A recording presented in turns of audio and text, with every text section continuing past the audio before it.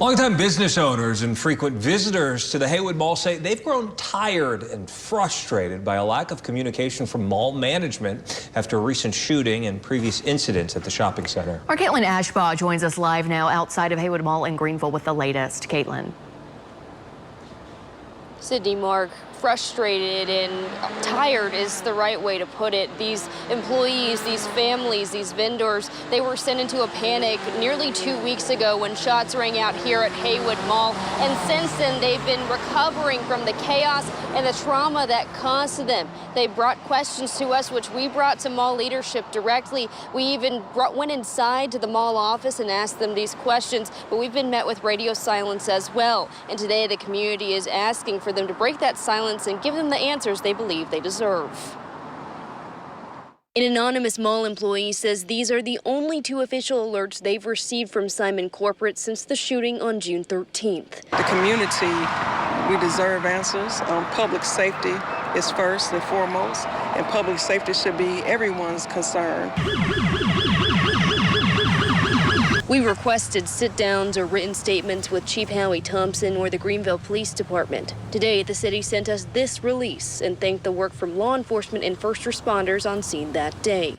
Quote, the city is responsible for public property. Malls, shopping centers, and other private facilities are responsible for their own security. GPD collaborates with private property owners, including Haywood Mall, to provide off-duty officers and advise on emergency plans. Sunny Anam, who's owned Diamond Couture in the mall for nearly a decade, tells us foot traffic has dropped for businesses mall-wide. Business is down 50 to 60%.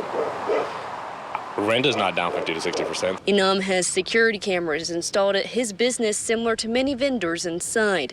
Others have contracted officers lining storefronts. It's not enough to protect Inam's future, his staff, or his family. He says he's ready to move on. I've been robbed 4 times, and nothing has ever happened. And I've mentioned so many times about security, and it's almost like it gets brushed under the rug. I don't feel comfortable having my own child in my own business. Inside, changes are being made quietly. Canine units, mall security. We spoke with a security guard off camera who told us people are no longer allowed to walk in groups of 4 or more. We asked Fant and Anam what adequate response would look like to them. What does proper protocol look like, and what are they willing to commit to doing? We just need to be able to establish that when we go shopping at the mall, that we're going to feel secure, we're going to feel safe. As much as expense we pay to be in a facility, I think their promise at a minimum is safety. And I don't think that's being met. And when that's not met, you have customers that are scared, you have employees that are scared.